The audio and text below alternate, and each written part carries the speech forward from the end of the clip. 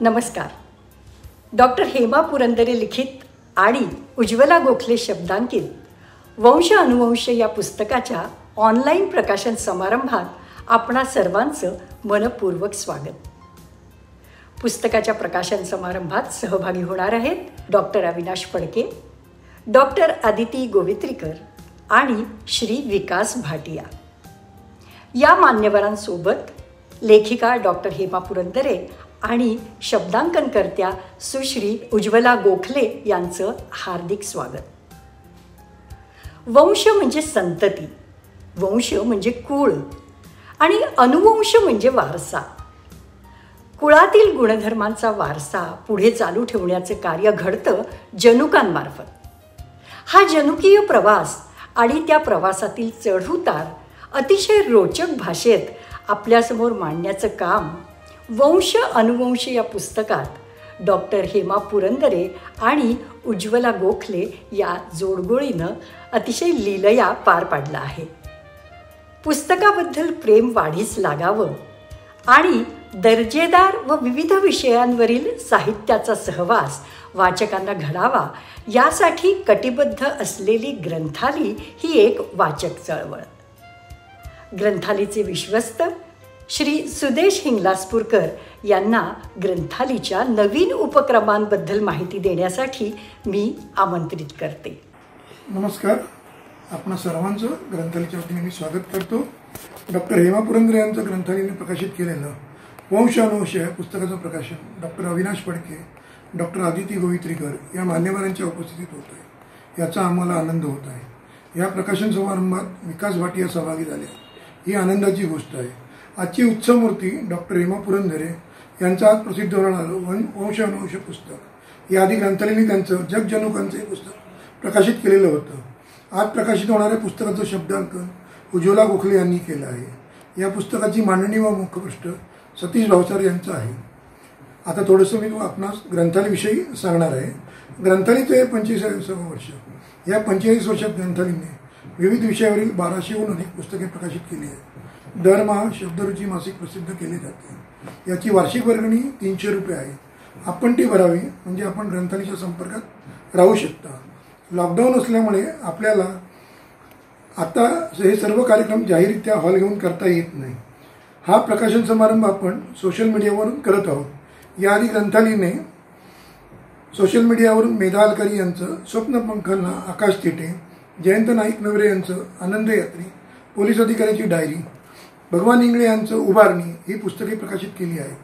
1 मे पासून ग्रंथालयाने सोशल मीडियावरून साहित्याच्या पारावर हा उपक्रम सुरू केला आहे. त्याचे एकूण 21 भाग झाले आहेत. दिवाळी अंक हे महाराष्ट्राचं वैशिष्ट्य, सांस्कृतिक संचित आणि परंपरा. करोनाच्या पार्श्वभूमीवर यावर्षी छापील दिवाळी अंक निघतील का, त्यांना अर्थबळ लाभेल का, प्रसिद्ध झाले तरी त्याचे वितरण काय असे प्रश्न आहेत. तरी ही परंपरा खंडित होऊ नये म्हणून पुढाकार घेत ग्रंथालयाने 5 दिवाळी अंकांच्या संचाची योजना आखली आहे. यात शब्दरुची, ऋतुरंग, अंतर्नाद, मूच आणि पद्मगंधा हे 5 दर्जेदार दिवाळी अंक 1250 रुपयाची जी मूळ किंमत आहे व स्टोरीटेलचे 3 महिन्याचे कार्ड त्याची किंमत 799 असा एकूण 249 रुपयाचा संच आम्ही वाचकांना 1000 रुपयात उपलब्ध करून देणार आहोत. शिवाय दरवर्षी दिवाळीला दिवाळी पहाटा उपक्रम होत असतो. ॲडफीज आणि ग्रंथालयाच्या संयुक्त विद्यमाने आम्ही असा एक कार्यक्रम डिझाईन केलेला आहे व तो कार्यक्रम जे वाचक सभासद हा संच घेऊन आमचे सभासद होतील त्यांना तो हा कार्यक्रम पाहता येईल. त्याचबरोबर त्यांना हा कार्यक्रमाची भेट म्हणून 5 वाचकांना हा कार्यक्रम तो बघायला ते देऊ शकतात. तरी आपण या स्कीममध्ये सहभागी व्हावं असं मी ग्रंथालयाच्या वतीने आपणा सर्वांना आवाहन करतो. आज जे प्रसिद्ध होणारं वंश अनुवंश हे पुस्तक आहे त्याची मूळ किंमत 600 रुपये आहे. सवलतीत आपणास ते 350 रुपयात मिळू शकतं. टपाल खर्च 50 रुपये वेगळा असेल. यासाठी आपण ग्रंथालयाच्या कार्यालयात संपर्क साधा. धन्यवाद सुदेशजी. काळाबरोबर मार्गक्रमण करीत विविध माध्यमातून उत्तमोत्तम पुस्तकांची निर्मिती वाचकांपर्यंत पोचवण्याच्या आपल्या प्रयत्नांस मनपूर्वक शुभेच्छा. आता मी SR लॅबॉरेटरीजचे अध्यक्ष आणि मेंटॉर डॉक्टर अविनाश फडके यांना विनंती करते की त्यांनी आपल्या शुभहस्ते वंश अनुवंश या पुस्तकाचं प्रकाशन करावं.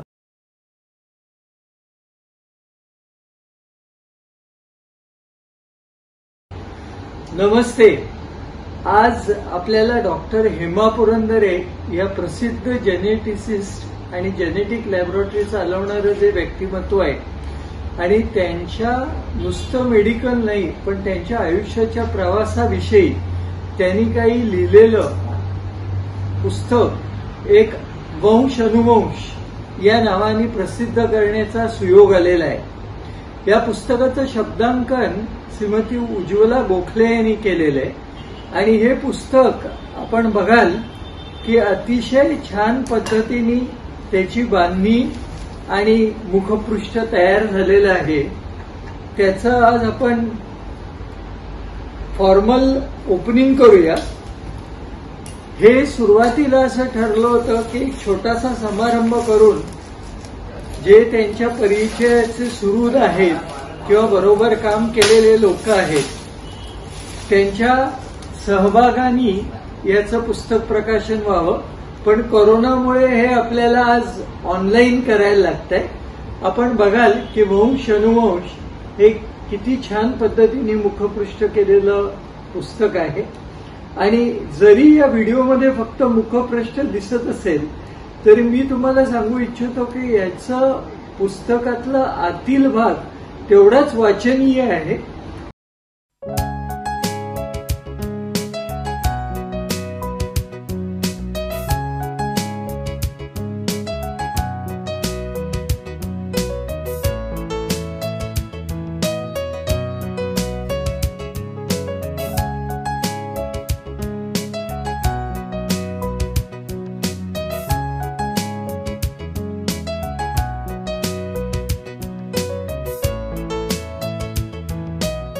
प्रत्येक परीक्षेत प्रथम स्थानी विराजमान होणाऱ्या डॉक्टर फडके यांच्या आज मुंबईत अद्ययावत सामुग्रींनी सज्ज अशा 19 लॅबॉरेटरीज आहेत. ख्यातनाम संस्थांच्या संचालक मंडळांवर आणि विश्वस्त मंडळांवर कार्यरत असलेले डॉक्टर फडके सामाजिक सेवेतही अग्रेसर आहेत. विविध हॉस्पिटलमधील गरजू पेशंटच्या चाचण्या ते कमी दरात उपलब्ध करून देत असतात. अनेकविध पुरस्कारांचे मानकरी डॉक्टर अविनाश फडके यांना मी आता विनंती करते की त्यांनी वंश अनुवंश या पुस्तकाबद्दल 2 शब्द बोलावेत. मला डॉक्टर हेमा पुरंदरे यांच्याविषयी 2 शब्द बोलायचे आहेत. हा प्रसंग असा आहे की त्यांनी मराठीमध्ये त्यांचे मनोगत जे उज्ज्वला गोखले यांनी शब्दांकन केलेलं पुस्तक आहे वंश अनुवंश, याच्या निमित्ताने मला हेमा पुरंदरे या व्यक्तिमत्वाविषयी 2 शब्द जरूर बोलावेसे वाटतात. ज्यांचा संबंध डॉक्टर हेमा पुरंदरेंशी आलेला आहे. माझा जवळचा संबंध जवळजवळ 2003 पासून, जेव्हा त्या आमच्या डॉक्टर फडके लॅब आणि पिरामल डायग्नॉस्टिक बरोबर असोसिएट झाल्या. पण त्यांचं या क्षेत्रातलं काम एवढं मोठं आहे की आज मुंबईमध्ये त्यांनी जी पहिली प्रयोगशाळा जेनेटिसिस्ट म्हणून सुरू केली, ज्याच्यामध्ये वेगळ्या वेगळ्या प्रकारचे क्रोमोसोमल ॲनालिसिस आणि जेनेटिक डिफेक्टची निदानं करण्याची ही पहिली प्रयोगशाळा होती, ते काळाच्या फारच पुढचं पाऊल होतं.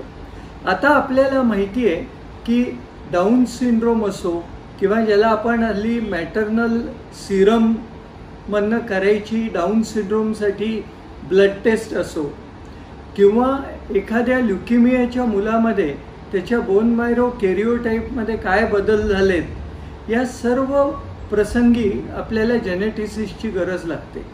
एवढंच नव्हे तर आईवडिलांचे जेन्स बरोबर आहेत का त्याच्यामुळे रिपीटेड ॲबॉर्शन होत आहेत.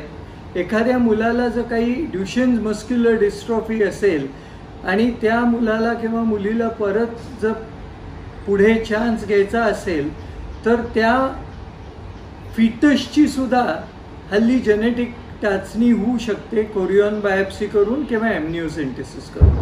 एवढं या क्षेत्राचा पसारा आणि व्याप वाढलेला आहे.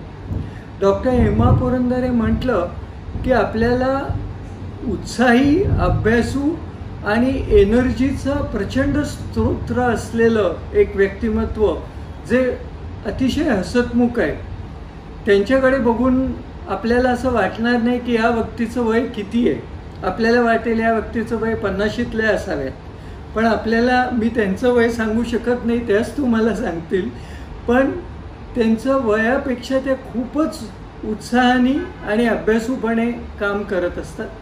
ही पहिली प्रायव्हेट लॅबोरेटरी होती की ज्याला NABL आणि CAP ॲक्रिडिटेशन त्यांनी मिळवलं. CAP ॲक्रिडिटेशन हे कॉलेज ऑफ अमेरिकन पॅथॉलॉजिस्टचं ॲक्रिडिटेशन आहे आणि NABL हे गव्हर्नमेंट ऑफ इंडियाचं ॲक्रिडिटेशन आहे. आणि मला त्यावेळेला मोठा अभिमान वाटायचा की ही एकच डॉक्टर एवढ्या छोट्याशा जागेतनं, बांद्र्याहून या विविध प्रकारची नॅशनल आणि इंटरनॅशनल रेकग्निशन मिळवू शकते. त्यांनी अनेक पेपर पब्लिश केलेत आणि हे पुस्तक विशेषतः मराठीत लिहिलं हे फार बरं झालं, कारण मराठीत या पुस्तकांचा पूर्ण अभाव आहे. यांच्याकडनं आणि आमच्या असोसिएशनमधनं मी खूप शिकलो. पण जर समरी ज्याला म्हटले किंवा सारांश म्हणलं तर अथक प्रयत्न, चिकित्साखोर वृत्ती, सतत अभ्यास आणि प्रचंड उत्साह याचं शेवटचं उदाहरण सांगून तुम्हाला मी जो छोटंसं मनोगत करतोय व्यक्त ते मी थांबवतो.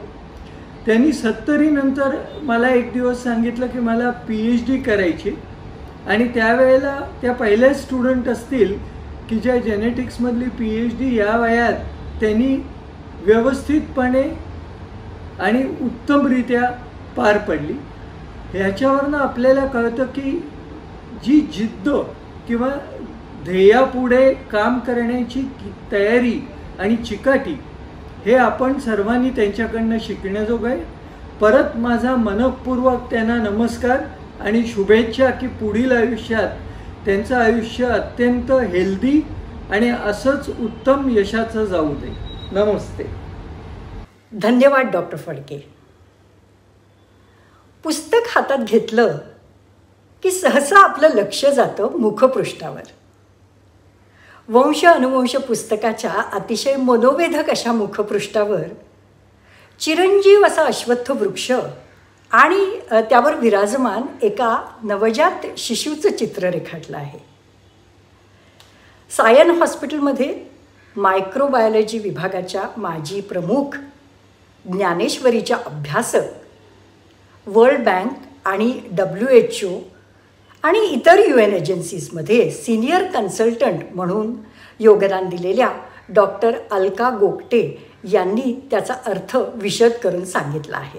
त्यांनी लिहिलं आहे, वंश अनुवंशचा मतितार्थ सांगणारं यथार्थ मुखपृष्ठ करताना श्री सतीश भावसार यांनी गीतेच्या 15व्या अध्यायाच्या सुरुवातीच्या श्लोकाचं रूपक अतिशय चपखलपणे रेखाटलं आहे.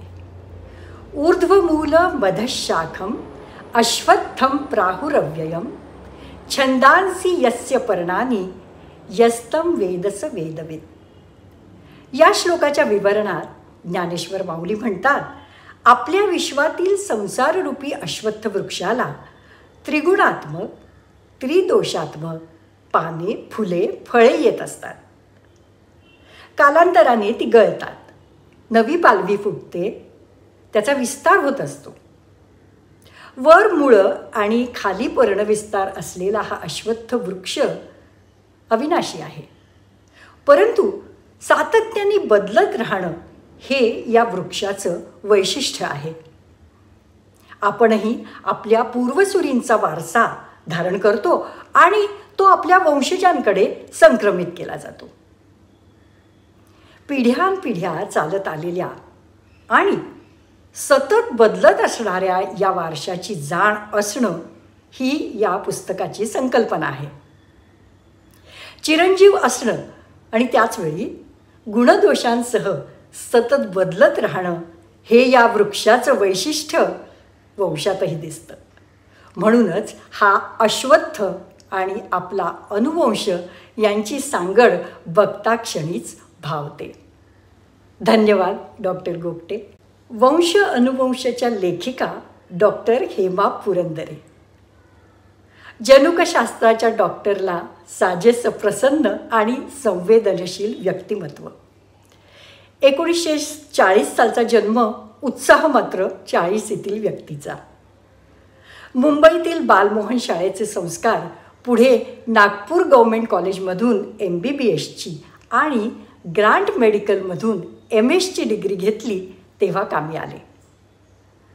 परदेशात जाऊन cytogenetics, prenatal diagnostics, obstetric ultrasound, paediatric genetics, cancer genetics, molecular genetics, IVF आणि reproductive genetics, genetic counselling and hospital and lab management इतक्या विविध विषयांचं ज्ञान त्यांनी संपादन केलं.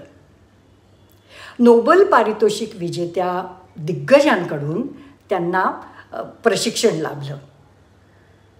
भारतात परतण्याचा त्यांचा निर्णय ऐकून त्यांचे गुरु, जनुकशास्त्राचे पितामह डॉक्टर विक्टर मॅक्युसिक यांनी त्यांना आशीर्वाद दिला.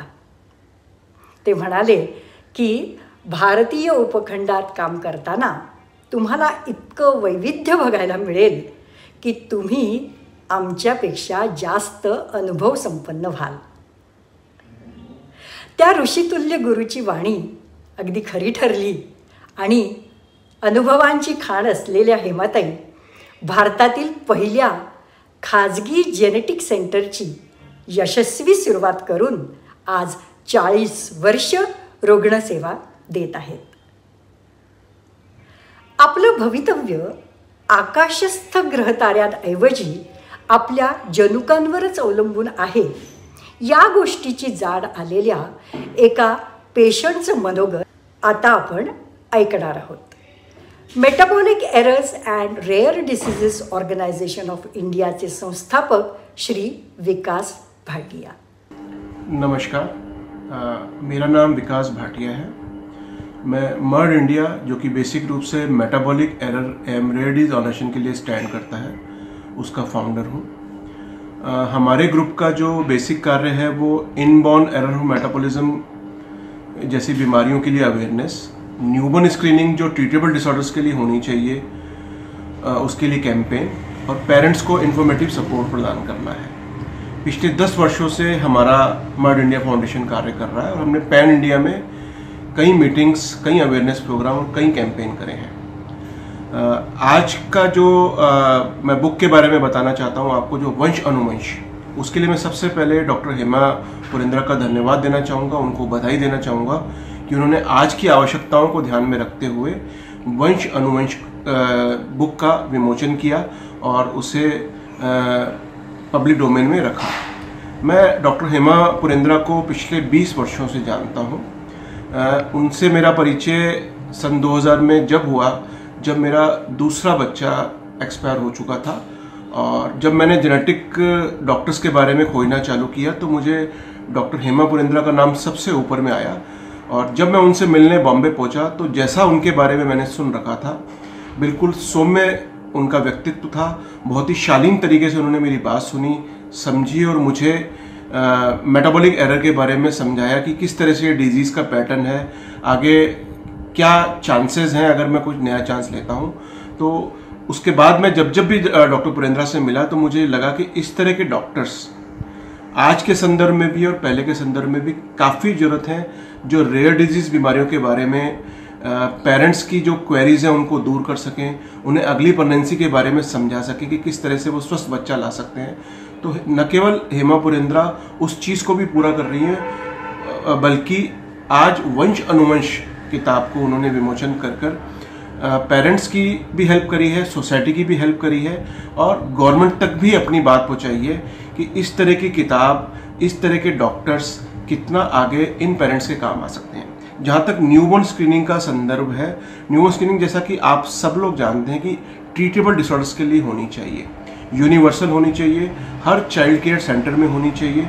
और हमारे देश के अंदर तकरीबन 2.5 करोड़ बच्चे जन्म लेते हैं। उसके अंदर अगर हम बर्थ डिफेक्ट की बात करें तो हर 100 में से 6 बच्चा बर्थ डिफेक्ट या रेयर डिजीज लेकर आता है। अगर हम संख्या की बात करें तो तकरीबन 18 से 20 लाख बच्चे बर्थ डिफेक्ट लेकर आते हैं, और उसमें कई रेयर डिजीज होती हैं, उसमें कई हार्ट डिजीज होती हैं, उसमें कई बच्चे सुन नहीं सकते हैं। तो इस पूरे संदर्भ को देखा जाए तो हेमा पुरेंद्रा जैसे ज्ञानी डॉक्टरों की हमारे देश को बेहद ज़रूरत है। और मुझे अच्छी तरह पता है कि हेमा पुरेंद्रा पिछले कई वर्षों से इस फील्ड के अंदर काम कर रही हैं, और बड़ी ही इस तरह से काम कर रही हैं कि न केवल वो अच्छी डॉक्टर हैं, बल्कि एक बहुत ही सौम्य तरीके से वो पेरेंट्स को अपनी बात पहुंचाती हैं, अपनी बात रखती हैं, जिससे वो अगली प्रेगनेंसी के लिए भी तैयार हो सके, बल्कि जो बच्चा रेयर डिजीज लेकर आ गया है वो भी अच्छे से उसका पालन पोषण हो और वो अपनी नॉर्मल ज़िंदगी दे सके। मैं पुनः डॉक्टर हेमा पुरेंद्रा का धन्यवाद करना चाहूँगा कि आपने इस बुक का विमोचन किया, जो न केवल पेरेंट्स के लिए भी सहायक होगी, बल्कि आने वाले डॉक्टर्स के लिए और जो डॉक्टर्स आज भी कार्य कर रहे हैं उनके लिए भी सहायक होगी। बहुत बहुत धन्यवाद। धन्यवाद भाटियाजी। विकास भाटिया यांच्या मनोगतातून डॉक्टर हेमा पुरंदरे यांची पेशंटबद्दलची कळकळ दिसून येते। पुस्तकात अशा कितीतरी केस स्टडीज आपल्याला वाचायला मिळतात, आणि समुपदेशनामुळे जनुकदोषांबद्दलची सत्य माहिती कळल्यामुळे पुढच्या पिढ्यांचा त्यापासून कसा बचाव झाला हे कळल्यामुळे आणि अशा अनेक इतर माहितींमुळे हे पुस्तक वाचनीय झालं आहे। वयाच्या 40ला हा सेंटरचा घाट घातल्यानंतर हेमाताईंना पतिनिधनाच्या दुःखाला सामोरं जावं लागलं। प्रपंचाचा एकखांबी तंबू आणि सेंटरचा हा वाढता पसारा या दोन्ही जबाबदाऱ्या उत्तमरित्या पार पाडताना त्यांनी मग कधीच मागे वळून पाहिलं नाही। तेव्हा शाळकरी असलेल्या त्यांच्या मुली आज परदेशात उच्च शिक्षित डॉक्टर म्हणून नाव कमावून आहेत। अनेक आंतरराष्ट्रीय मानपत्र मिळवून सेंटर नावारूपाला आल्यानंतर सामाजिक बांधिलकीच्या जाणीवेतून त्यांनी त्यांच्या जन्मगावी कोकणातील मुटाट या खेड्यात आणि कोल्हापूर इथे ही सेवा उपलब्ध करून दिली। मुटाट येथील शाळेसाठी त्या आपला बहुमूल्य वेळ देत असतात। मुलांच्या सर्वांगीण विकासासाठी, तेथील बागबगीच्यासाठी, कॉम्प्युटर सेंटरसाठी त्या आर्थिक मदत करतात।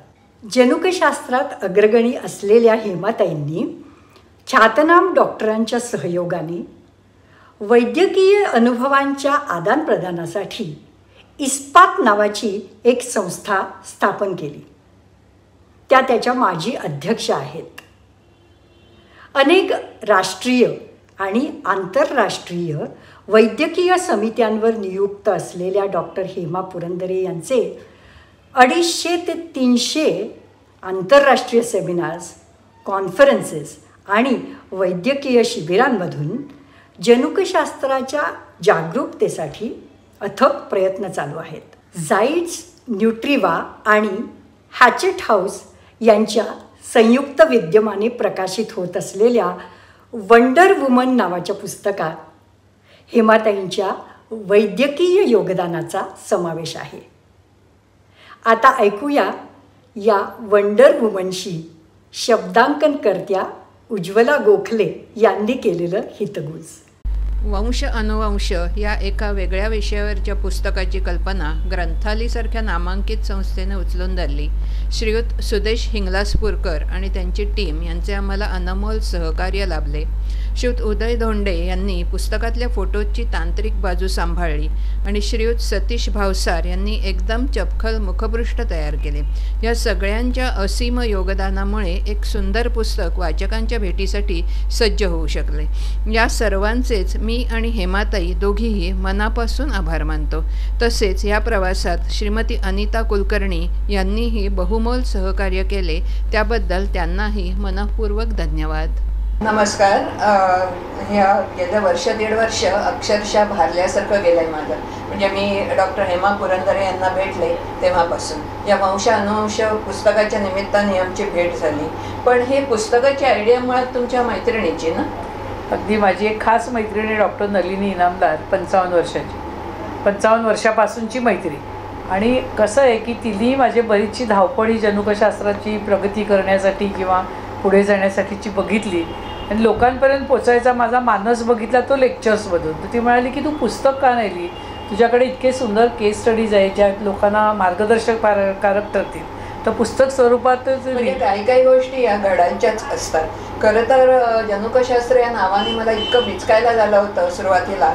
पण मी कारण मला सायन्सचा तर गंधही नाही. पण मग हेमाताईंना भेटले आणि त्यांनी मला 5 मिनिटात खिशातच टाकलं. म्हणजे त्यातले अनुभव आणि ज्ञान हे सर्वसामान्यांपर्यंत पोहोचवण्याची त्यांची उर्मी इतकी प्रबळ होती की माझं गंडाबंधन कधी झालं ते मला कळलं नाही, अशी अवस्था झाली. म्हणजे त्यांचा अतिशय स्वभाव प्रांजळ आहे आणि उत्तम गुरु. म्हणजे मी काही विचारलं तरी ते छान उलगडून सांगत होत्या. त्यामुळे लिहित जाताना मला हे सगळं समजलं, त्यामुळे कुणालाही सहज समजेल असा माझा कयास आहे. म्हणजे या सुरुवातीला आपण या पुस्तकामध्ये जनुकशास्त्राचा थोडासा इतिहास दिला आहे. मग त्यांच्या बालपणीचा वगैरे असा काळ आहे, म्हणजे त्यांची पर्सनल गोष्ट पण आहे. मग केस स्टडीज आणि थोडंसं जनुकशास्त्रातल्या सगळे बारकावे आणि मग त्यांचे इतर उपक्रम, असं साधारण त्या पुस्तकाचं स्वरूप आहे. आणि या जनुकशास्त्राची ही जी पार्श्वभूमी आहे ती साधारण एक 100-150 वर्षाचीच आहे. आणि त्यातल्या सुद्धा सगळ्यात जास्तीत जास्त शोध हे गेल्या 50-60 वर्षातले. आणि या कालखंडामध्ये हेमाताईंचं नुसतं त्यांनी बघितलं नाही तर त्यांचा सक्रिय सहभाग आहे. त्यामुळे हे या सगळ्या अनुभवांवर आधारित असं हे पुस्तक अतिशय मजा आली आहे करताना. पण मला एक सांगा, तुमचं कितवं अपत्य आहे पुस्तक? म्हणजे अपत्य तर माझं 7वं. आणि याच्यापूर्वीची पुस्तकं समजा स्वतःच लिहिली, पण ह्या पुस्तकाचं शब्दांकन तू सुंदर केल्यामुळे त्याच्यामध्ये खूपच मजा आली आहे. आणि तसं जर बघितलं तर हे ज्ञान लोकांपर्यंत पोचवायचं ते सोप्या भाषेमध्ये, त्यासाठी खूप प्रयत्न केले. आणि आता मला असं वाटतं की आपल्याला हे पुस्तक दोघींनाही खूप आवडलेलं आहे. आणि पण मुळात तुम्हाला वैद्यकीय शाखेचं शिक्षण नकोच होतं, म्हणजे तुम्हाला ते तुम्ही टाळायचा प्रयत्न केला. मग एवढ्या नवीन विषयाकडे कशा काय वळला तुम्ही? शिक्षणाची आवड अजिबात नाही. कारण काय, खरं म्हणजे वडील माझे PhD बोरोसिलचे फाउंडर आणि खेड्यातला मुलगा 36 साली तिकडे गावाला असून एवढं त्यांनी सगळं केलं. आई माझी संस्कृतची स्कॉलर, त्यामुळे त्या दोघांना मनात नक्कीच वाटलं असेल की हिला शिक्षणाची आवड नाही, पण त्यांनी थोडेफार काहीतरी बाळाचे गुण बघतात तसे बघितले असतील आणि मग तेवढे संस्कारही घडवले. आणि डॉक्टर तू बनायचंच म्हणून सांगितलं. तुला दुःख नाही बघता येत म्हटल्यानंतर मी जेव्हा म्हटलं त्यांना, तर ते म्हणाले मग तू चांगली डॉक्टर होणारच ना. तर मग त्यामुळे मग मी त्यात गेले. परंतु त्यांनी सांगितलेले विचार, त्यांचे संस्कार आणि उत्तम गुरु मला मिळाले. म्हणजे मी म्हणते की गुरूंचं इतका भाग असेल की एखाद्या जिला शिक्षणाची आवड नसलेल्या मुलीला तेही घडवू शकणे, म्हणजे खरोखरच मी म्हणजे त्यांना मानते. आणि मग ते देशातले परदेशातले, म्हणजे इथे मुंबईमध्ये आपल्या म्हणजे मेडिकल कॉलेजमधले आणि परदेशातलेही गुरु खूप छान मला आहे. आणि तुम्ही काही नोबेल लॉरिएट्सना पण भेटलात आणि जनुकशास्त्राचे पितामह त्यांचा ग्रंथ इथे ठेवलेला आहे. कारण काय होतं की शिक्षण माझं जे जनुकांचं होतं ते अमेरिकेमध्ये झालं. तर त्यावेळेला वेगवेगळ्या लोकांना भेटायचं, तो काही विषय सगळ्यांना असा म्हणजे करिक्युलममध्ये असा विषय असतो अशा प्रकारे काही कोर्सेस नव्हते. तर छोटे छोटे लहान कोर्सेस मी करायची. त्यावेळेला ह्या सगळ्यांच्याकडे जायला मिळालं. विक्टर मॅक्युसिक, फादर ऑफ जेनेटिक्स, त्यांच्यामुळे मला सगळं क्लिनिकल जेनेटिक्स खूप शिकायला मिळालं. वेगवेगळे आपण इथे बघितले हे फोटोवाले, बरेचसे लॅबॉरेटरी जेनेटिक्सवाले. आणि दुसरं म्हणजे रॉबर्ट एडवर्ड्स हे IVFचे गुरु. आणि मग त्यांनी स्वतः तर पहिल्यांदा फर्टिलायझेशन, ह्युमन फर्टिलायझेशन, एम्ब्रिओचं वगैरे सगळं करून, त्यामुळे तेवढे नोबल अवॉर्डवाले लोक, एवढे महापितामह, हे सगळेजणं म्हणजे इतकं जीव तोडून शिकवत होते की त्यांनाही कोणीतरी पुढे या विषयात इंटरेस्ट घेते ते आवडलं. ध्येय एकच होतं माझं की हा विषय आपल्या देशामध्ये आपल्याला नेला पाहिजे. आता तुम्ही जनुक दोष आणि हे सगळं तुम्ही म्हणताय, पण मुळात जनुक म्हणजे काय? जनुकवंशी म्हणजे आपली अनुवंशिक गुण जे आपल्या आईवडिलांकडून आपल्याकडे येतात किंवा आईवडिलांकडून मुलांकडे जातात, ते अर्धे अर्धे जाणार विभागून आणि मग पूर्ण व्यक्ती तयार होणार. आणि मग त्याच्यामध्ये जाताना कधी कधी चूक होते आणि ही जी जनुकं आहेत ती नॉर्मल न राहता ती बिघडतात, कधी जास्त कधी कमी गेली, मग वेगवेगळे आजार उत्पन्न होतात. वातावरणाचा पण काहीतरी परिणाम होतो. हो ना, त्याला एपिजेनेटिक्स असं म्हणतात, जिथे ते काय वातावरणाने आपली जनुकं बिघडत नाहीत पण जनुकांचे जे इफेक्ट्स असतात त्याच्यावरती तो परिणाम होतो. म्हणजे त्याचाही आपल्याला सायमल्टेनियसली अभ्यास करायला लागतो. अच्छा. आणि हे जेनेटिक डिसीजेस म्हणजे हा विषय तसा आपण समजायला सोपा वगैरे म्हटलं तरी त्याचे इफेक्ट खूप भयानक असतात ना?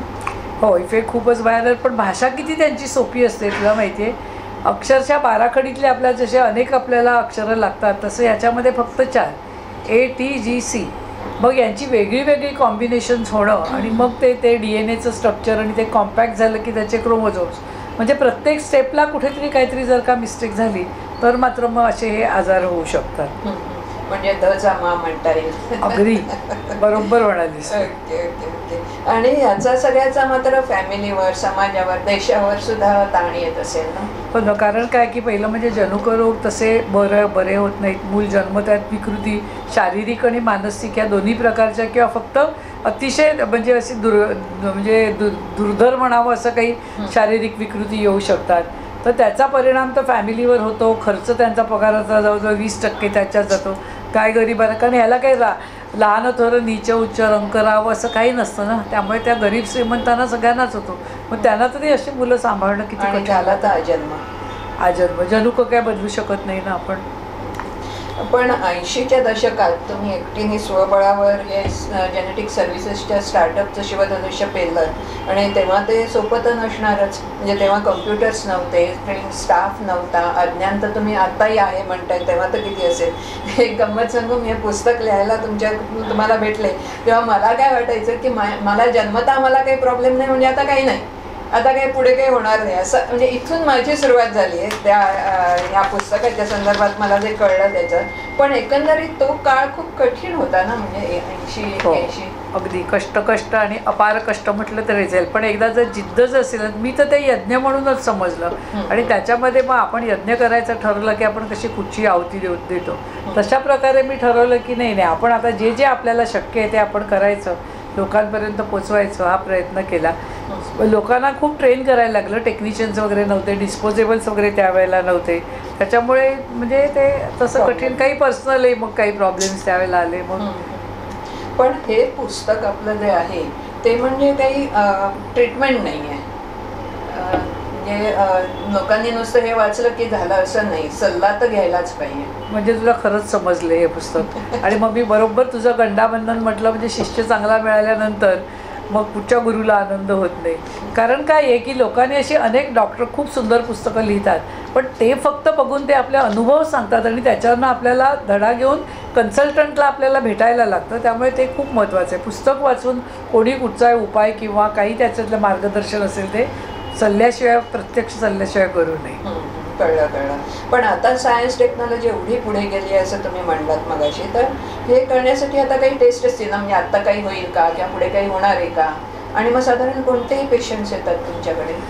आता काही होईल का आणि पुढे काही होईल का मध्ये बघा, ह्याच्यात 2 प्रकारचे जनुक बाधित असतात. एक म्हणजे काही लोक नुसते वाहक असतात की ते त्यांना होत नाहीत, पण ते जेव्हा 2 वाहकांचं जर समजा लग्न झालं तर पुढच्या पिढीमध्ये जाण्याचे समजा 25% चान्स असतो. कधी कधी ते एकटेच वाहक असतात तेव्हा बाधित असतात. पण वाहक किंवा बाधित असे 2 प्रकारचे असतात. ते आपल्याला म्हणजे अशा प्रकारचे लोक आपल्याला म्हणजे पेशंट्स असतात ते आपल्याला जास्त करून दिसतात.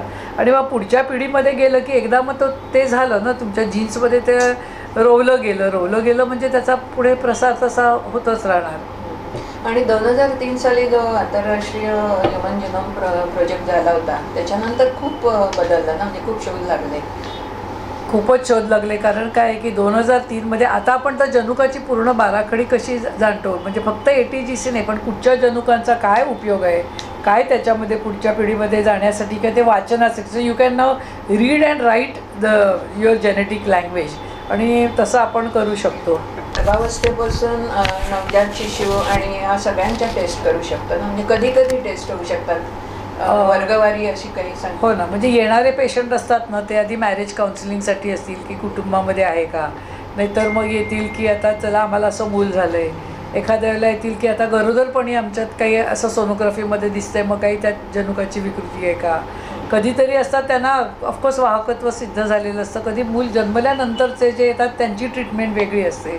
त्याच्यामध्ये तर तुला आश्चर्य वाटेल की आता तर आपण मूल जन्मल्यावर एक टाचेच्या रक्ताचा ठिपका घेऊन टेस्ट करू शकतो, त्याला न्यूबॉर्न स्क्रीनिंग म्हणतो, आणि त्याच्यामध्ये ट्रीटमेंट आहे. म्हणजे प्रत्येक वेळेला ट्रीटमेंट नाही असं नाही, आणि बरंचसं त्यांचं मंदबुद्धित्व म्हणजे कमी करू शकतो. म्हणजे असे अनेक प्रकारच्या स्टेप्सला आहे. म्हणजे कधी कधी डायग्नोसिस करून मग तो चॉईस पेशंटचा असतो की आपण म्हणजे अबॉर्शन करायचं का मूल ठेवायचं, हा चॉईस त्यांचा असतो. पण ट्रीटमेंटचाही थोडासा फार त्याच्यामध्ये भाग असतो. आणि मग कधीतरी तर प्रेडिक्टिव्ह टेस्टिंग की कुटुंबामध्ये अशी हिस्ट्री आहे तर मग आम्हाला असं आता होणार का. आणि ते तर खूपच म्हणजे इंटरेस्टिंग असं काही काही कॅन्सर्समध्ये, जसं आपण म्हणतो की आता ब्रेस्ट कॅन्सरमध्ये की तुम्ही प्रेडिक्टिव्ह टेस्टिंग केलं तर तुमची जवळजवळ 85 ते 90% तुम्हाला शक्यता आहे का कॅन्सर होण्याची, इथपर्यंत आपण जाऊ शकतो. एंजेलिना जोलीची तर आपल्याला गोष्ट सगळ्यांना माहितीच आहे. आणि हे मला एक सांगा, हे विकार जे होतात जेनेटिक, ते असं कुठल्या पर्टिक्युलर अवयवाला किंवा असं काही असतं का कुठे? नाही, अवयव तर नाही असं सांगू शकत नाही. एक जनुक अनेक अवयवांना बाधित करू शकतं किंवा एका आजारासाठी अनेक जनुक असतात ती मिळून एखादा आजार निर्माण करू शकतात.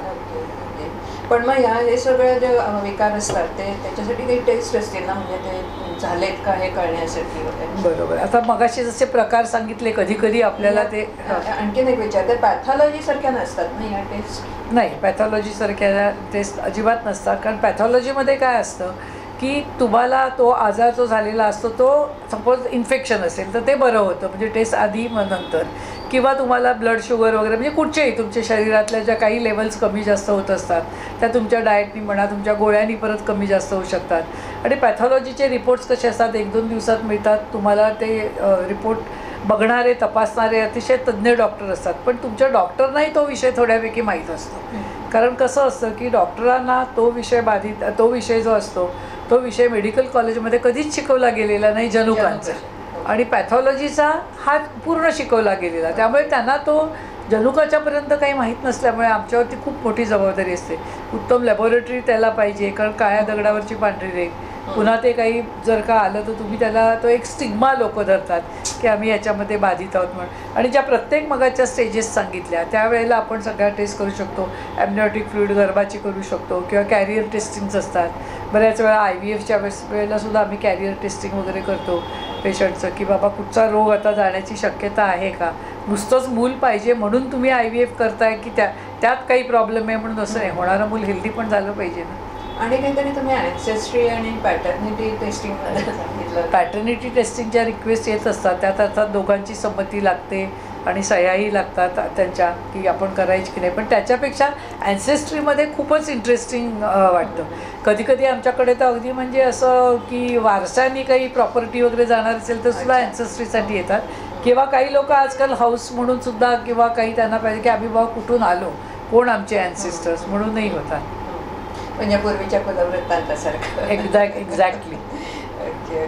पण हे सगळं एवढे हे आहे म्हणून मग ते काउन्सिलिंग महत्त्वाचं या टेस्टच्या संदर्भात. बरोबर. कारण पॅथॉलॉजीच्या टेस्ट मी जसं सांगितलं, रिपोर्ट आला की पॅथॉलॉजिस्ट सांगतो, डॉक्टर सांगतो. आणि याच्यामध्ये काय, ही टेस्ट करताना आम्हाला प्री टेस्ट काउन्सिलिंग महत्त्वाचं असतं.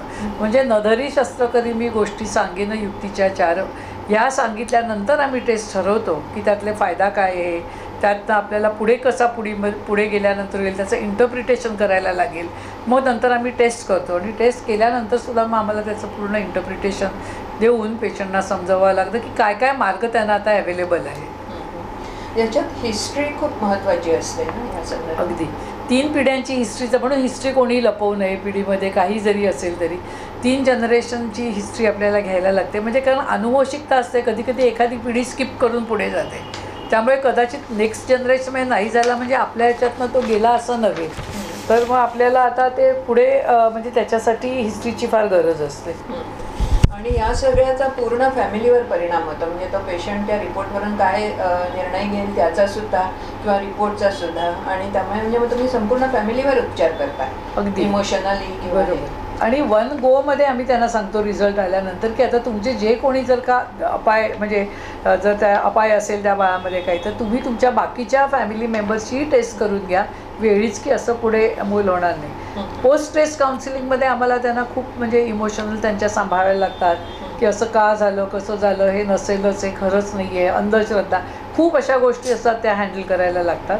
पण शेवटी मग आमचं कसब त्याच्यामध्येच असतं ना, त्यांना नीट समजावून सांगणं. आणि प्रत्येकाच्या फॅमिली बॅकग्राऊंडनुसार तुमची समजावायची पद्धत पण बदलत असणार, अगदी बदलावीच लागते त्याला, म्हणजे प्रत्येक केस वेगळी अक्षरशः. मग एवढ्या वर्षांच्या प्रॅक्टिसमध्ये इंटरेस्टिंग केसेस तर भरपूर असतील ना? अगदी तू म्हणालीस तसं प्रत्येक केस वेगळी. इंटरेस्टिंगमध्ये आपण एक अशी सुरुवात करूया. सगळ्यात मला कधी वाईट वाटतं माहिती आहे उज्ज्वला, एखादी टेस्ट इतकी इझिली अवेलेबल आहे आपल्या देशामध्ये आणि ती नाही झाली, त्यांच्याबरोबर पोचलं नाही काही शास्त्र, आणि मग असं मूल झालं तर आता बघा, सुखीच असो, सुखवस्तू अगदी एका ह्याच्यातल्या आणि सुविद्य घराण्यातली आमच्याकडे एक जोडपं आलं होतं की पहिलं मूल त्यांचं थॅलेसिमिया मेजरचं होतं. आणि मी दुसऱ्या बाळाच्या वेळेला म्हटलं, तुम्हाला कळलं नाही का की पहिल्या बाळामध्ये तुमच्या असं होतं, कोणी सांगितलं नाही का? तर ते म्हणाले की नाही, काहीतरी चूक झाली, आमची झाली, डॉक्टरांच्या झाली, काय झालं सांगू शकत नाही, पण देवाच्या दयेने आम्ही याला ते बोन मॅरो ट्रान्सप्लांट वगैरे देऊ शकलो. आणि रक्त आता ह्या बाळाची आमची टेस्ट करा. तुला माहिती आहे थॅलेसेमियाची मुलं 10,000 जवळजवळ आपल्या देशामध्ये दरवर्षी 10,000 मुलं जन्मतात आणि लाखो त्याचे वाहक असतात. आणि इतकं स्क्रीनिंग इतकं इझिली असतं. अर्थात या जोडप्याची आम्ही टेस्ट केली, ते बाळ नॉर्मल निघालं वगैरे, पण म्हणजे सर्व असूनसुद्धा हे नाही तुम्ही सहन करू शकत ना, त्यालासुद्धा कोणीतरी हेल्दी अपत्य पाहिजेच ना, भावंड पाहिजेच ना. आणि या संदर्भात तुम्ही मला मागे एकदा 2-3 छोट्या छोट्या देशांचं उदाहरण दिलं होतं थॅलेसेमियाचं. अगदी बरोबर लक्षात ठेवलं सर. सायप्रस आणखी सार्डिनिया या 2 देशामध्ये आम्ही सायमल्टेनियसली थॅलेसेमिया प्रिव्हेन्शनचा प्रोग्राम सुरू झाला होता. त्यांच्याकडे आता जवळजवळ कोणी थॅलेसेमिक मूल जन्मत नाही, पण वाहक अर्थात जन्मतात, पण एक वाहक आणि दुसऱ्या वाहकाशी साधारण ते लग्न करत नाहीत, किंवा केलं तर मग त्यांचं गर्भजल चिकित्सा करून होणारं बाळ व्यवस्थित आहे की नाही ते तपासतात. त्याच्यामध्ये मग बरेचसे पेशंट असे एक धक्का खाल्ल्यावरच येतात का? एक काय उज्ज्वला, 2-2 धक्के खाल्ल्यावरती सुद्धा पेशंट अंधश्रद्धेपायी येत नाहीत. आता हे तर कसं झालं, डायरेक्ट केस झाली. एखादी केस अशी असते की जिथे फॅमिलीतलं बघून ते येतात. एक इतकं जे सुशिक्षित होतं तितकं साधारण शिकलेली एक असं जोडपं आमच्याकडे आलं, आणि त्या नवऱ्याच्याकडे 2-3 फॅमिली मेंबरमध्ये हंटिंग्टन नावाचा आजार होता. म्हणजे ते हळूहळू मेंदूच्या पेशी विकृत होत जातात, शरीराचे जे काही तुमचे अवयव असतात ते पण, म्हणजे बॉडी सिस्टीम तुमची सगळी असते ती इतकी वीक होते की त्यांना सांभाळायला 2-2 माणसं. हे सगळं प्रौढपणी होतं. आणि 40-45व्या वर्षी हे झाल्यानंतर कल्पना करा की आतापर्यंत हेल्दी असलेला मनुष्य तो मला कुठेतरी थांबवायचं, डॉक्टर माझं वाहकत्व आहेत का तुम्ही बघा, आणि लागलं तर मी स्पर्म डोनेशन. म्हणजे किती उमदा विचार त्याचा, आणि किती त्याची जी तयारी होती, आणि बायकोही त्याला अर्थातच अगदी व्यवस्थित कोऑपरेट करत होती. म्हणजे हे जर आधी कळलं तर त्याप्रमाणे तो माणूस, म्हणजे जर तो त्याच्याकडे तसे काही दूषित जीन असले तर तो आपले शिक्षण, करिअर त्याप्रमाणे प्लॅन करू शकेल. हो ना. आज साधारण तुम्ही 18व्या-19व्या वर्षी, कारण तेव्हा तो मेजर झालेला असतो, त्या मुलाच्या संमतीने तुम्ही करू शकता. अर्थातच नंतर ते असं झेलणं कठीण असतं, कारण काय की पुढे आपल्याला असं होईल का, पण ते करिअर चूज करू शकता. त्याला समजा पायलट व्हायचं असेल किंवा असे कुठच्याही याच्यामध्ये की ज्याच्यावरती सगळ्या लोकांचं जीवन अवलंबून आहे, आणि शिवाय त्याच्यानंतर तो त्याला जर झाला आजार तर तो घरीच बसणार. त्याच्यापेक्षा काही बैठे जॉब असतात ते, किंवा एखाद्या वेळेला आपल्याला जर असं वाटलं की शिक्षकी पेशा की जे बसूनसुद्धा ते काम करू शकतात, म्हणजे तो त्यांना स्वीकारायचा एक मार्ग मोकळा झालेला असतो. आता या मुलाला फारशी माहिती नव्हती, केवळ तो डोळसपणे तुमच्याकडे आला, पण आता गुगल तर सगळ्यांना अवेलेबल आहे, सगळ्यांना सगळं कळतं. मग ते वाचून पण एकदा आली होती ना, काहीतरी गंमत झाली. हो ना. आता किती पेशंट असे वाचून येतात. कधी कधी आम्ही सरेंडर करतो, तुम्हाला जास्त माहिती असेल ना, आणि विचारायला सुरुवात केले प्रश्न की मग ते गोंधळतात. पण ही मुलगी जी आली होती करिअर करणारी, ती इतकी हुशार होती. तिला स्वतःला मार्फन डिसीज होता, त्यामुळे तिचे स्नायू सगळे, म्हणजे कोणीही मार्फनवाले मुलगा किंवा मुलगी, त्यांचे स्नायू असे लवचिक असतात, आणि इलॅस्टिक टिश्यू त्यांचा असतो तो ढिला असतो, आणि आपल्या हृदयाच्या धमनीमधला जो इलॅस्टिक टिश्यू असतो तो सगळ्यात चांगला असायला लागतो, कारण हृदयाला सोबत शरीरामध्ये रक्त फेकायचं असतं. मग असं जर का असेल तर तिला मी सांगितलं की तुला आता सगळं करायचं आहे टेस्ट. आपण ती म्हणजे मला सगळं माहिती आहे माझा आजार काय आहे, टेस्ट करून माझं डायग्नोसिस जेनेटिकली, म्हणजे काय लॅबोरेटरी डायग्नोसिस महत्त्वाचं असतं ना, ते आहे की नाही कन्फर्म करा. मला करिअर करून उशिरा मूल पाहिजे. मी म्हटलं तू उशिरा मूल करणार, पण मग तुझ्या हृदयावरती भार येईल, तर जीवाला धोका निर्माण होईल. कारण बाळाचं आणि तुझं दोघांचं सर्क्युलेशन तू हे सांभाळणार. ती म्हणाली तसं काही नाही, मी IVF करून घेईन ना आणि मग नंतर लागलं तर सरोगेटही घेईन. मी म्हटलं अगं पण तरी तू उशिरा करणार आहेस, मग तुला जर का समजा जर दुसरं मुलं असं झालं म्हणजे तुला जर का मुलं असेल तोपर्यंत तुझं वय वाढणार, तुला डाऊन सिंड्रोमची रिस्क जास्त वाढणार. जी 700-800 एक असतं तर तुझी वयाप्रमाणे 200-300पर्यंत रिस्क जाणार. ती म्हणजे अहो डॉक्टर त्याच्यात काय, मी तर स्त्रीबीज माझं जे असतं ना मी आत्ताच गोठवून ठेवते. अरे बापरे, म्हटलं ही मुलगी इतकं सगळं आली होती की वाचून, की मला शिकवायला आली होती की शिकायला. पण चांगलं होतं, तिला ज्ञान होतं, तिने नीट समजावून घेतलं आणि अर्थातच आम्ही टेस्ट केली. ती क्लिनिकली तर होतीच, पण ते सिद्ध झाल्यानंतर आता ती पुढचा मार्ग विचार करते काय कसं करायचं. गंमत आहे. पण शब्दांकनाच्या यात्रेत मला हेमाताईंचा जाणवलेला एक महत्त्वाचा गुण आणि अनुकरण करण्यासारखा म्हणजे ही प्रसन्न आणि निश्चित वृत्ती. त्यामुळे पुस्तक तयार होत असताना माझ्यासाठी हे नव्याने खुलं झालेलं जनुकशास्त्राचं तालन म्हणजे अक्षरशः आनंदाचा ठेवा ठरला. मागे एकदा बोलता होता हेमाताई तुम्ही म्हणला होतात की सायंटिस्ट चक्क आपल्या यमराजाला रिटायर करायच्या मागे लागलेत आता.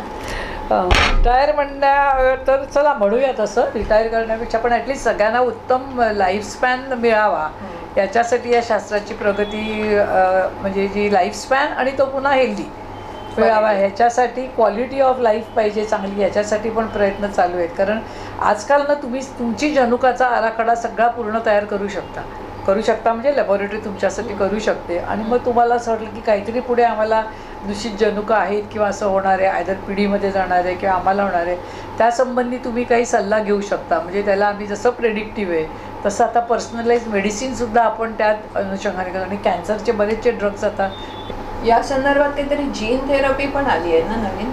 हो ना, आपण तो सिनेमा बघितला होता बघ, सिव्हिअर कंबाईंड इम्युनोडेफिशियन्सीवर बेस्ड. येस, तर त्या सिनेमामध्ये बरोबर या आजारावरतीची ट्रीटमेंट जी असते त्या मुलीला मिळाली आणि ती कशी बरी झाली. म्हणजे व्हायरसच्या थ्रू ते जीन्स बॉडीमध्ये घालून, अर्थात त्यांच्यात पूर्ण इम्युन सिस्टीम नसते. कोविडमुळे आजकाल आपल्याला इम्युन सिस्टीम माहिती झाली आणि त्यांच्यात तर ती नसतेच शरीरात. त्यामुळे कुठचाही रोग त्यांना अटॅक म्हणजे फुग्यामध्ये राहावं लागतं, अशी त्या मुलांची परिस्थिती असते. पण ते सक्सेसफुल आहे. ऑलमोस्ट 15 वर्ष त्याला काही आजारांवरती पण आहे.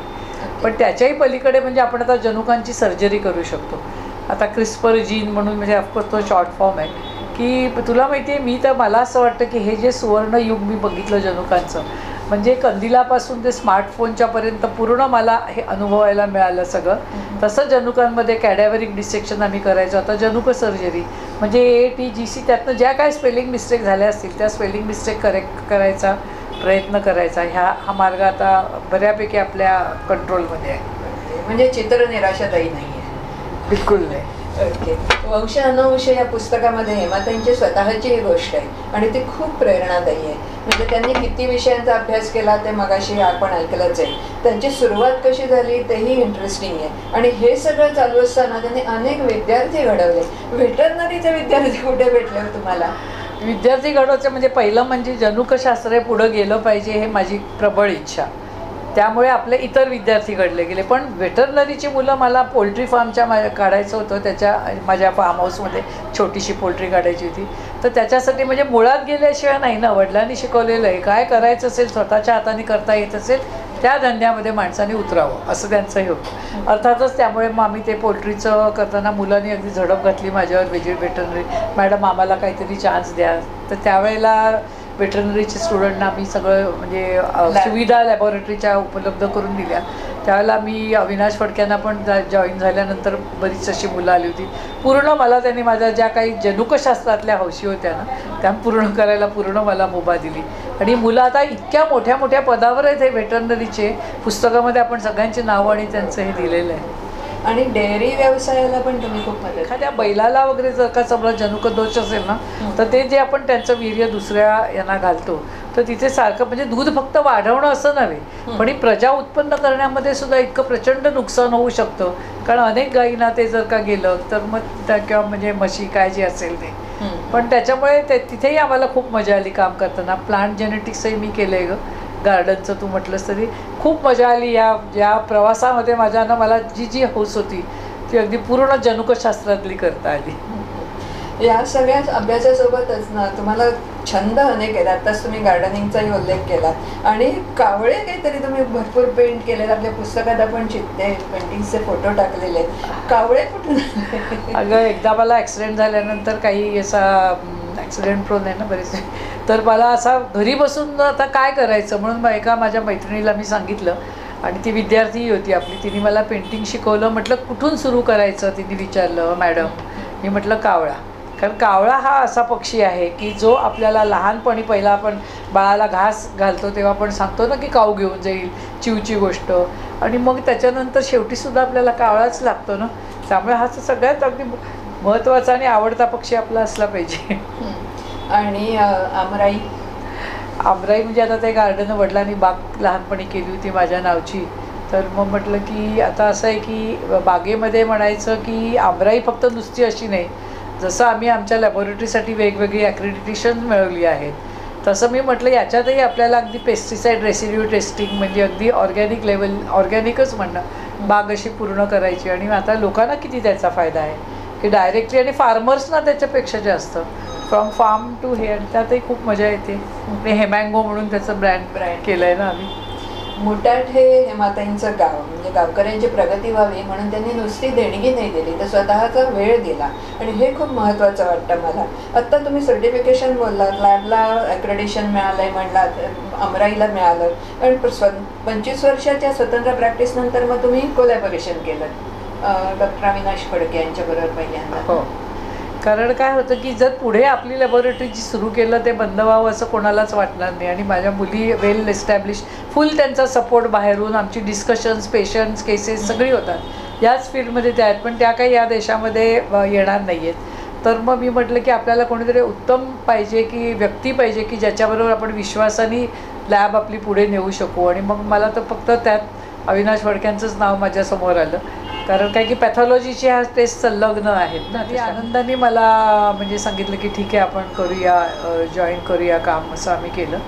15 वर्ष जवळजवळ केलं. 15 वर्षात एवढा त्यांनी विश्वास ठेवला, प्रचंड विश्वासाने, खरोखर म्हणजे असं कोणी भेटणं कठीण आहे. आणि मग त्याच्यानंतर मात्र आम्ही आता 15 वर्षानंतर ते 2003चा प्रोजेक्ट झाला आहे. आपण जसं म्हटलं मॉलिक्युलर जेनेटिक्समध्ये उतरायचं होतं, मग सरांनीही त्यांना, अविनाश फडक्यांनीही त्यांना खूप साथ दिली आणि मेड जिनोमच्या बरोबर आम्ही जॉईन झालो. आता तिथेही आता तिकडे डॉक्टर राम म्हणून हेड आहेत, त्यांनाही म्हणजे खूप म्हणजे आमच्यासारखी लॅब मिळते आहे म्हणून त्यांना खूप आनंद झाला. आणि आता आम्ही सगळेच म्हणजे डॉक्टर फडक्यांचा पण आमचा टायअप त्याच्याबरोबर आहे, त्यामुळे फार चांगले संबंध जुळलेत लोकसेवेसाठी. आता एक माणूस आयुष्यात इतकं सगळं करू शकतो आणि अजूनही तेवढ्याच उत्साहाने रोज काहीतरी नवीन शिकतो, हे मुळातून वाचलं ना तरच विश्वास बसेल. त्यामुळे हे पुस्तक नक्की वाचा, अभिप्राय द्या. हेमताई एवढी छान माहिती दिलीत. आता जाता जाता काही मेसेज देता का? आता मेसेज म्हणजे कसं आहे की बघा, जेनेटिक्सचं पहिलं लक्षात घ्यायचं की काय काय लेवलला आपल्याला अवेलेबल आहे. आपल्याला प्रेडिक्शन करू शकतो, आपण प्रिव्हेन्शन करू शकतो, आपण मॅनेजमेंट करू शकतो आणि क्युअरही करू शकतो, अशा स्टेजला आपण आलेले आहे. पण याच्यामध्ये एक उदाहरण कोणाचं तरी जाता जाता जर दिलं तर ते महत्त्वाचं ठरेल.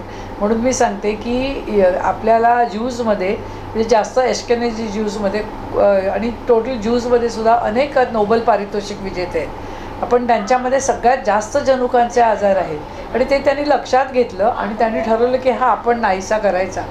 जवळजवळ जे टेसाक्स डिसीजसारखे वगैरे काही भयंकर रोग पण 95% त्यांनी आपला हे रोग जे त्यांचे जे होते ते कमी केले. जनुकदोष कसे केले असतील?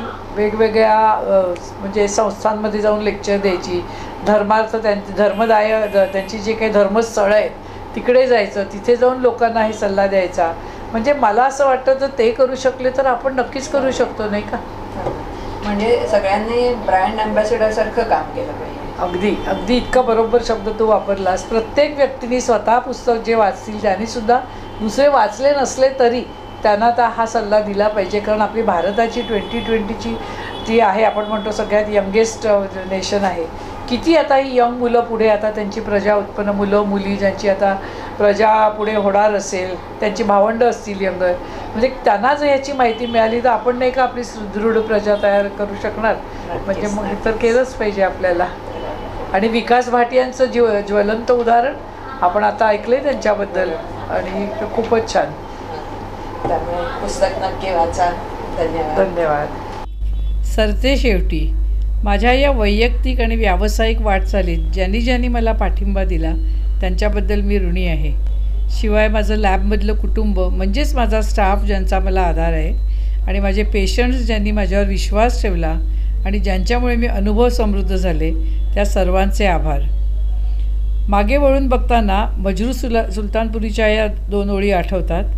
मैं अकेली चली थी जानिबे मंजिल मगर लोग साथ साथ आते गए और कारवा बनता गया.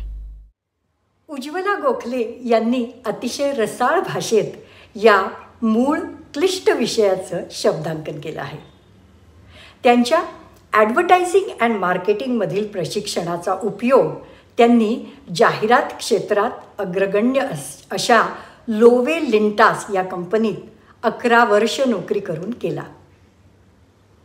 अनुवादिका म्हणून प्रसिद्ध असलेल्या उज्ज्वलाताईंची जवळजवळ 12 पुस्तकं प्रकाशित झाली आहेत. पुणे मराठी ग्रंथसंग्रहालयाच्या मधुसूदन शारंगपाणी पुरस्काराच्या त्या मानकरी आहेत. या वंश अनुवंश पुस्तकाच्या निमित्ताने जनुकशास्त्राशी झालेल्या ओळखीचं रूपांतर आता गाढ परिचयात झालेलं आहे. पुस्तकाबद्दल बोलायला आज प्रसिद्ध मॉडेल डॉक्टर आदिती गोवित्रीकर प्रमुख पाहुण्या लाभल्या आहेत. मेडिकलची पदवी असलेल्या त्या भारतातील एकमेव मॉडेल असाव्यात. बिझनेस टुडे या मासिकाने त्यांना ब्युटी विथ ब्रेन या पुरस्काराने नावाजलेलं आहे.